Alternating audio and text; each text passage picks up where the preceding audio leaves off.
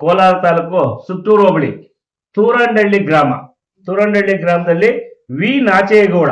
ಈ ವಿ ನಾಚೇಗೌಡರ ಕುಟುಂಬದಲ್ಲಿ 36 ಜನ ಅವರೇ. ವಿ ನಾಚೇಗೌಡರು ಡೀನ್ ಆಗಿದ್ದವರು. ಅವರು ಎಲ್ಲರಿಗೆ ಮಹಾವಿಶ್ವವಿದ್ಯಾಲಯ ಕೋಲಾರದಲ್ಲಿ ಕೆಲಸ ಮಾಡವ್ರೆ.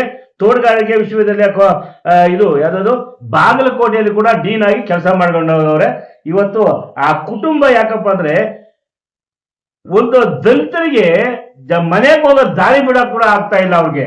ಯಾಕಂದ್ರೆ ಇವರು ನಿವೃತ್ತಿ ಒಂದು ಡೇಟ್ ಏನಪ್ಪಾ ಅಂದ್ರೆ 35/18 ನಿವೃತ್ತಿ ಹೊಂದ್ತಾರೆ ನಾಚೇಗೌಡರು. ಆ ನಾಚೇಗೌಡ ನಿವೃತ್ತಿ ಒಂದು ಸಂಘದಲ್ಲಿ ತೋಟಗಾರಿಕೆ ಇಲಾಖೆಯಿಂದ ಕೃಷಿ ಹೊಂಡ ಕೂಡ ಶಾಂಕ್ಷನ್ ಮಾಡ್ಕೊಂತಾರೆ. ಕೃಷಿ ಹೊಂಡ ಕೆಲಸದಲ್ಲಿ ಇದ್ದಾಗೆ ಮಾಡ್ಕೊಂಡಿರೋದಿದೆಲ್ಲ ರಿಟರ್ನ್ ಆದ್ಮೇಗಲ್ಲ ಇದು ನಾಚೇಗೌಡ ಇದು. ಆಮೇಲೆ ಇನ್ನೊಂದೇನಪ್ಪಾ ಅಂದ್ರೆ 30-45 ಎಕರೆ ಜಮೀನನ್ನ ಇವರು ಮಾಡ್ಕೊಂತಾರೆ. ಈ ಕುಟುಂಬಕ್ಕೆ ಅಣ್ಣ, ತಮ್ಮ, ಇನ್ನೊಬ್ಬ ಅಣ್ಣ, ಇವ್ರ ಅಕ್ಕ, ಇವ್ರ ಅಣ್ಣನ ಮಗ, ಸೊಸೆ ಎರಡೂ ಕೂಡ 45-50 ಎಕರೆ ಮಾಡ್ಕೊಂತಾರೆ ನಾಚೇಗೌಡ ಕುಟುಂಬಕ್ಕೆ. ಆಮೇಲೆ ಈ ನಾಚೇಗೌಡ ಕುಟುಂಬಕ್ಕೆ ಕೇಸ್ ಆಗಿರಬೇಕಾ ಈ ಅಸಿಸ್ಟೆಂಟ್ ಕಮಿಷನರ್ ಅಂತ ಒಂದು ಕೇಸ್ ಹಾಕ್ತಿವಿ. ಗೋಪಾಲಪ್ಪನವ್ರು ಒಂದು ಕೇಸ್ ಹಾಕ್ತಾರೆ, ಶಂಭಪ್ಪನವರು ಒಂದು ಕೇಸ್ ಹಾಕ್ತಾರೆ. ಶಂಭಪ್ಪನವ್ರು ಹಾಕೋ ಕೇಸಲ್ಲಿ 36 ಗುಂಟೆನ ನೀವು ಮುಟ್ಕೋಲ್ ಹಾಕೊಳ್ಳಿ, ನಕಲು ಸಾಗೋಳ್ ಚೀಟಿ ಮಾಡ್ಕೊಂಡವ್ರೆ ಅಂತ. ಈ ಗೋಪಾಲಪ್ಪ ಅಂತ ಹಾಕೋರೇನಪ್ಪ 1 ಎಕರೆ 10 ಗುಂಟೆ ಜಮೀನನ್ನ SCಗಳೆಲ್ಲ ಮನೆ ಕಟ್ಕೊಂಡ್ಬಿಟ್ಟವ್ರೆ. ಆಗ SCಗಳಿಗೆ ಮನೆ ಕಟ್ಕೊಂಡು ನೀವು ಅಕ್ರಮ ಯಾಕೆ ಮಾಡ್ಕೊಂಡ್ರಿ, ಇದನ್ನ ಮುಟ್ಕೋಲ್ ಹಾಕೊಳ್ಳಿ ಅಂತ. ಅದರಲ್ಲಿ ತಹಶೀಲ್ದಾರ್ ರಿಪೋರ್ಟ್ ಕೊಡೋದು 35-40 ಎಕರೆ ಜಮೀನನ್ನ ಅಕ್ರಮವಾಗಿ ಮಾಡ್ಕೊಂಡವ್ರಂತ ದಾಖಲೆ ಕೊಟ್ಟರು ಕೂಡ ನಮ್ಮ ಜಿಲ್ಲಾಧಿಕಾರಿಗಳು ನೀವು ಕೊಟ್ಟಿರೋ ದಾಖಲೆ ನಮ್ಗೆ ಬಂದಿಲ್ಲ ಅಂತ ಹೇಳ್ಬಿಟ್ಟು ವಜಾ ಮಾಡ್ತಾರೆ. ಎಲ್ಲಿ ಸ್ವಾಮಿ VARI ರಿಪೋರ್ಟ್ ಕೊಟ್ಟವ್ರೆ, ತಹಶೀಲ್ದಾರ್ ವರದಿ ಕೊಟ್ಟವ್ರೆ, ಆಗಿಲ್ಲ. ಇದೇ ನಾಚೇಗೌಡರು ಶ್ರೀನಿವಾಸಪುರ ತಾಲೂಕ ಬಂಗೋಲಿ ಗ್ರಾಮದಲ್ಲಿ 10 ಎಕರೆ ಮಂಜೂರು ಮಾಡ್ಕೊಂತಾರೆ. 10 ಎಕರೆ ಇವ್ರ ತಂದೆ ಇವ್ರ ಅಣ್ಣ ರಾಮೇಗೌಡರ ಹೆಸರಿಗಿಂದ ಮಗನ ಹೆಸರಿಗೆ ನಾವು ಪೋತಿ ಖಾತೆ ಮಾಡ್ಕೊಂತಾರೆ. ಇದು 10 ಸೇರಿದ್ರೆ 65 ಎಕರೆ ಆಗ್ತಾರೆ. ಸರ್ಕಾರ ಕಾನೂನಲ್ಲಿ ಅವಕಾಶ ಇರೋದು 4 ಎಕರೆ 38 ಗುಂಟೆ ಮಾತ್ರ ಕಂದಾಯ ಪ್ರಕಾರ ಇರಬೇಕು.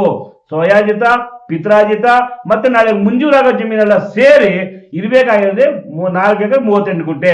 ಅದರಲ್ಲಿ 60 ಎಕರೆ ಜಮೀನು ಆಗಿರೋದ್ರಿಂದ ಇವತ್ತು ವಂಶವೃಕ್ಷ ನೋಡ್ಬೇಕು ನೀವು. 26 ಜನ ಇದ್ದಾರೆ ವಂಶವೃಕ್ಷದಲ್ಲಿ. 26 ಜನ ವಂಶವೃಕ್ಷದಲ್ಲಿ ನಾಚೇಗೌಡರ ಕುಟುಂಬದಲ್ಲಿ ಎಲ್ರಿಗೂ ಮಂಜೂರಾಗ್ತದ? ಕಾನೂನು ಇವ್ರನ್ನ ತಾತಂದ ರೇ ಕಾನೂನನ್ನ ಸಂವಿಧಾನವನ್ನ ಬರೆದ್ರು ನಮ್ಮ ತಾತ, ನಾವೇ ಪಡ್ಕೊಂಡಿಲ್ಲ. ನಾವು ದಾರಿನ ಗುದ್ದಾಡ್ತಾ ಇದ್ದೀವಿ, ನಾವು ಆಸ್ತಿ ಗುದ್ದಾಡ್ತಾ ಇಲ್ಲ.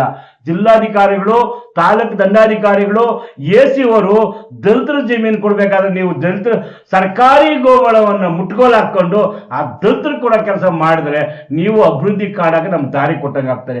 ಅಕ್ಕ ಮಾಯಾವತಿ ಅವರು ಒಂದು ಮಾತು ಹೇಳಿದ್ರು, ಒಂದು ಕುಟುಂಬಕ್ಕೆ 4 ಹೆಕ್ಟರ್ ಕೊಡ್ಬೇಕು ಅಂತ ಹೇಳಿದ್ರು. ನೀವು 4 ಗುಂಡೆ ಕೂಡ ಕೊಡೋಕೆ ಪ್ರಯತ್ನ ಮಾಡಲಿಲ್ಲ. ನಮ್ಮ ಜಿಲ್ಲಾಧಿಕಾರಿಗಳು ತುಂಬಾ ಚೆನ್ನಾಗಿ ಮಾತಾಡ್ತಾರೆ ಭಾಷಣಗಳಲ್ಲಿ, ನೋಡ್ಬೇಕು ನೀವು. ಪರಿವರ್ತನೆ ಆಗಬೇಕು, ಪರಿವರ್ತನೆ ಎಲ್ಲಿ ಸ್ವಾಮಿ ಪರಿವರ್ತನೆ ಆಗೋದು? ಸರ್ಕಾರಿ ಜಮೀನುಗಳನ್ನ ಗುಂಡುಗೋಪಗಳನ್ನ ಮಾರ್ಕೊಂಡು ನೀವು ಹೋಗ್ತಾ ಇದ್ರೆ ನಾವು ಹೋರಾಟ ಮಾಡ್ಕೊಂಡು ಬೀದಿ ಕೂತ್ಕೊಂಡು ಹೋಗ್ತಾ ಇರೋದು, ನಾವು ಪ್ರತಿಭಟನೆ ಮಾಡೋದು. ನೀವು ಆರಾಮಾಗಿ AC ರೂಮ್ ನಲ್ಲಿ ಆರಾಮಾಗಿರೋದು. ಈ ಕೆಲಸನ ಅಭಿವೃದ್ಧಿ ಕಾಣೋದು ಹೆಂಗೆ? ಅದರಿಂದ ಏನ್ ನಾಚೇಗೌಡರು ತೋಟಗಾರಿಕೆಯಿಂದ ಇದ್ದಾಗ ಮಿಸ್ಗೈಡ್ ಮಾಡ್ಕೊಂಡವ್ರೆ, ಇದ್ರ ಮೇಲೆ ಕ್ರಿಮಿನಲ್ ಕೇಸ್ ಹಾಕ್ಬೇಕು ನಾಚೇಗೌಡರ ಮೇಲೆ. ಒಂದು ಆಮೇಲೆ 30-40-65 ಎಕರೆ ಜಮೀನು ಮುಟ್ಕೊಂಡು ಹಾಕೋಬೇಕು. ಇದು ಕುಲಂಕುಷಕ್ಕೂ ಪರಿಶೀಲನೆ ಮಾಡ್ಬೇಕು. ಇದನ್ನು ಹಾಕೊಂಡು ಮುಟ್ಕೊಂಡು ಹಾಕೊಂಡ್ರೆ ದಲಿತರಿಗಾಗ್ಲಿ, ಸರ್ಕಾರಕ್ಕಾಗ್ಲಿ, ನಾಡ ಕಚೇರಿಗಳಿಗಾಗ್ಲಿ ಜಮೀನು ಉಳಿತಾರೆ. ಮುಂದಿನ ಫ್ಯೂಚರ್ಗೆ ಜಮೀನು ಬೇಕು ಸ್ವಾಮಿ, ಉಳಿಸಿ. ಯಾಕಂದ್ರೆ ನೀವು ನಾರಾಯಣಸ್ವಾಮಿ ಅವರು ಏನು 80 ವರ್ಷ ಜಮೀನು ಇರೋಂಥ ಜಮೀನನ್ನ ನೀವು ಕಬಳಿಸ್ಬೇಕು ಅಂತ ಹೇಳಿ ಇವತ್ತು AC ತಾಲೂಕು ಆಫೀಸ್ ರಿಮೈಂಡ್ ಮಾಡಿದ್ದೀರಿ.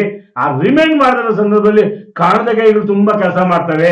ಆದ್ರಿಂದ ಆ ಕಾಣದ ಕೈಗಳು ಕೆಲಸ ಮಾಡೋದು ಬೇಡ.